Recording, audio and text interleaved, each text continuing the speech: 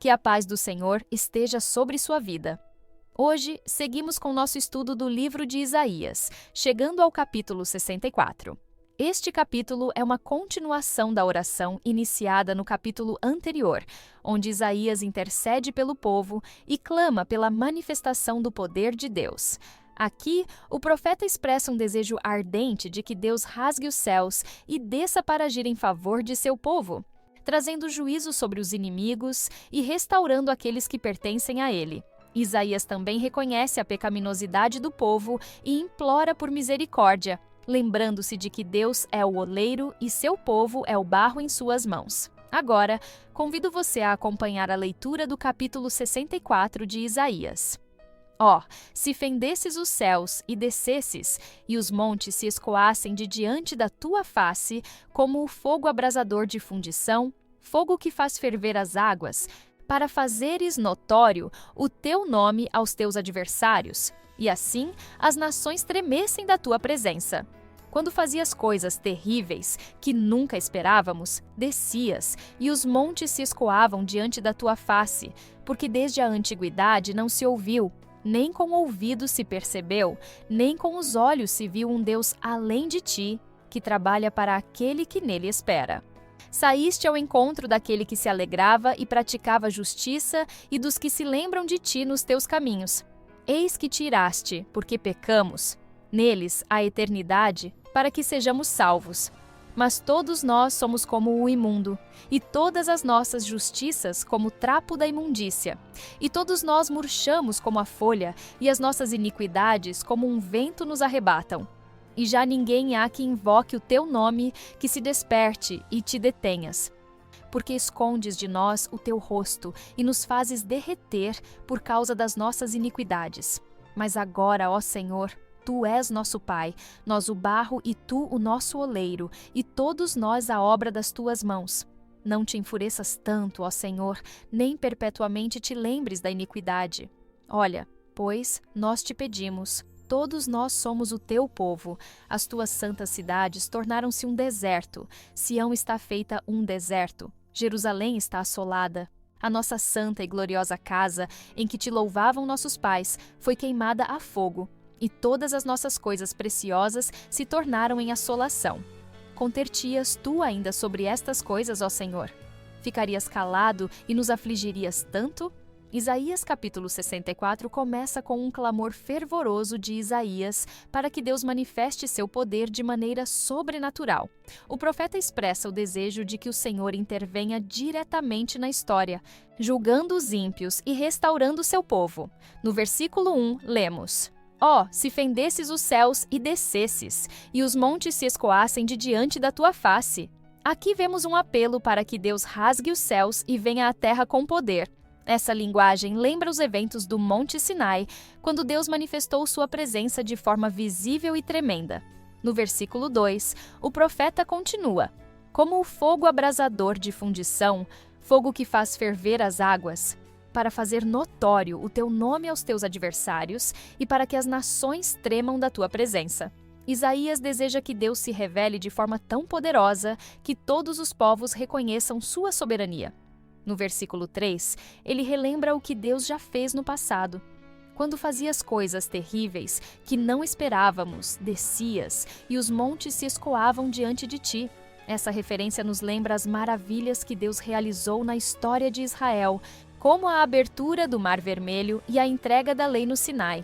No versículo 4, encontramos uma das declarações mais belas sobre Deus, porque desde a antiguidade não se ouviu, nem com o ouvido se percebeu, nem com olhos se viu um Deus além de ti, que trabalha para aquele que nele espera. Esse versículo mostra que Deus é único e que ele age em favor daqueles que confiam nele. O apóstolo Paulo cita essa passagem em sua carta aos Coríntios. Primeira carta aos Coríntios, capítulo 2, versículo 9, apontando para as promessas eternas de Deus para aqueles que o amam. Nos versículos 5 e 6, Isaías reconhece a condição pecaminosa do povo. Saíste ao encontro daquele que se alegrava e praticava justiça, daqueles que se lembram de ti nos teus caminhos. Eis que te iraste, porque pecamos. Neles há eternidade e seremos salvos. Mas todos nós somos como o imundo, e todas as nossas justiças como trapo de imundícia. E todos nós murchamos como a folha, e as nossas iniquidades nos arrebatam como um vento. O profeta admite que o povo de Israel está em pecado e que sem a misericórdia de Deus não há esperança de salvação. A famosa expressão "nossas justiças são como trapos de imundícia" mostra que, por mais que tentemos agir corretamente, nossas obras não são suficientes para nos justificar diante de Deus. Nos versículos 7 e 8, Isaías continua seu clamor. E já ninguém há que invoque o teu nome, que se desperte para te apegar a ti, porque escondeste de nós o teu rosto e nos consumiste por causa das nossas iniquidades.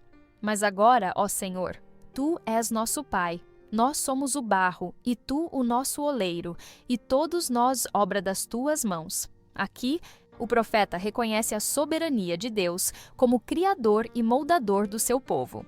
Ele pede que o Senhor não abandone a obra de suas mãos, mas continue trabalhando na restauração de Israel. Essa primeira parte do capítulo nos ensina que devemos clamar pela presença de Deus em nossas vidas. Isaías entende que somente o Senhor pode trazer transformação e salvação. Ele reconhece a pecaminosidade do povo e, ao mesmo tempo, se lembra da fidelidade de Deus em agir em favor daqueles que o esperam. Isaías, capítulo 64, conclui com um clamor ainda mais intenso por misericórdia e restauração.